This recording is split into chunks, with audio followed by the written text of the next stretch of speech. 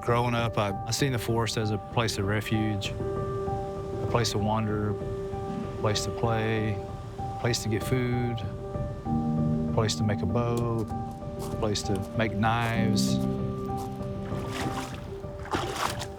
We have a relationship with land.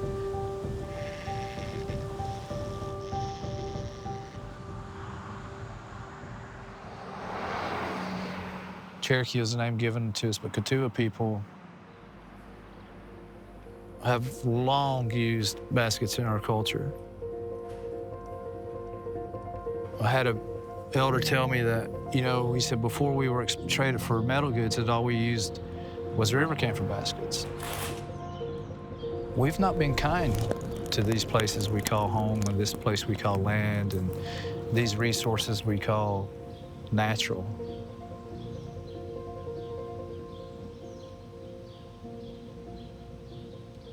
The old ones have said we obviously have a DNA kinship to this place. And this is the place that we're of, not where we're from. Our artisans were having trouble accessing white oak for basket making. And we harvest it for baskets, we harvest it for blowguns, we harvest it for arrows. Those resources has always been connected to Cherokee and always will be.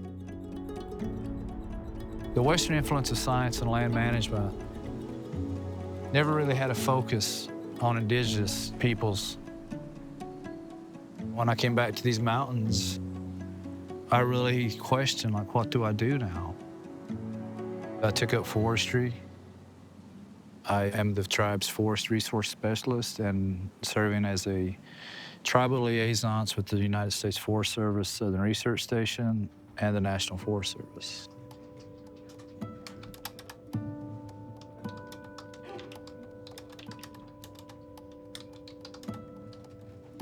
The hope is to re-indigenize what forest relationships mean to indigenous people, as opposed to what forest management means from an economic standpoint solely.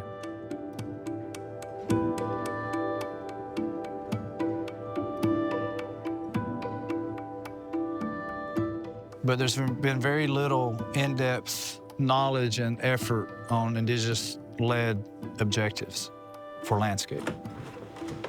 So in the future, that's what I'm hoping that we can actually apply and emphasize that words like forestry, wildlife, and wilderness do not exist in our language for a reason. And that reason is because it disconnects us from our brothers and sisters in our natural world. So we're going to go see my family's property. We've done some cultural burns for white oak here about 3 years ago, make an effort to kind of find the sweet spot with how to grow white oak in a natural setting to make splits for basketry.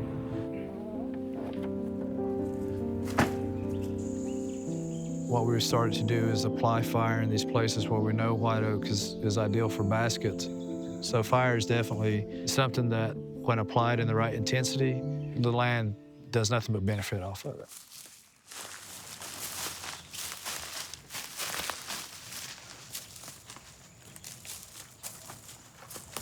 Hey man, this is exciting. This wasn't here 2 years ago. So this is what we want. This is white oak. You see how it's more soft around the edges? It's not as serrated. White oak and river cane became the top of the list of concerns because they become scarce. It became difficult for our basket makers to find white oaks that were right for baskets. Forestry practices that were done here, really, they high-graded a lot of the forest and took out a lot of the oak hickories and the seed trees, the seed sources. Then you got folks who are coming in behind, getting the other oak and hickory for baskets. So, you're not getting that regeneration. If we don't start doing something now, 5, 10 generations down the road, we won't be able to harvest the oak hickory splits for our traditional basket making. And, just trying to figure out, okay, how can we help here? We're hoping that we can bring it back. We're queuing up work that is going to last many lifetimes until we figure it out.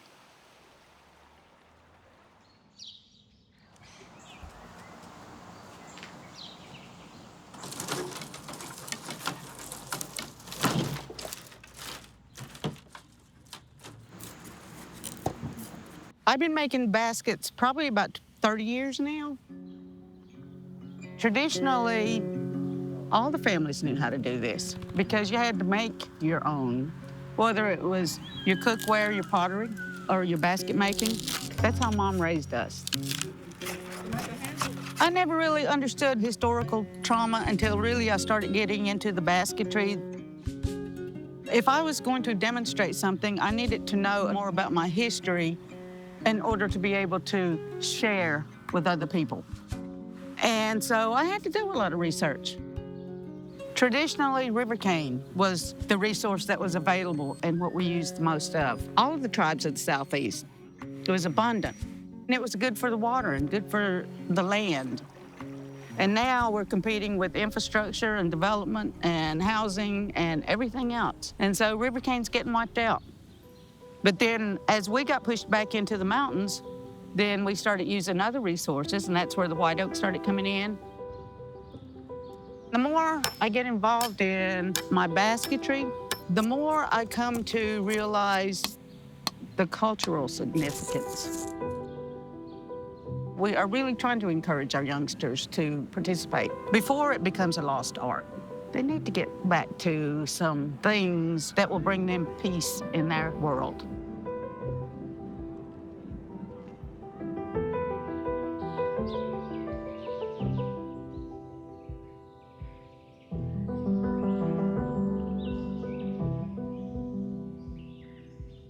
I do appreciate folks like Tommy and what they're doing with Forestry Service and trying to get some better working, managing agreements in place for us and for the forest and for the land. It's where we need to go. It's where the whole world needs to go, really. Take care of the land. We come from it, we're going back to it.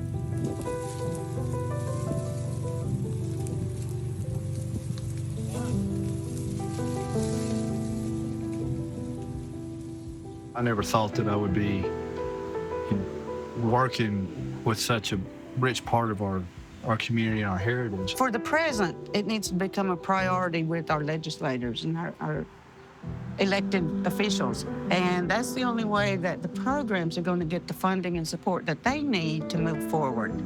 I mean, you got opportunity right now. When anybody's seen with a Cherokee basket, then it not only identifies that, they got a nice basket, it identifies their relationship to place as indigenous people. These are the oldest mountains in the world. They're nourishing in so many different ways. The purity of this place still exists.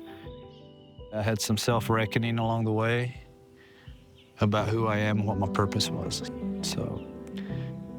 And I feel like I'm currently carrying out what my purpose is, for my tribe, for my people.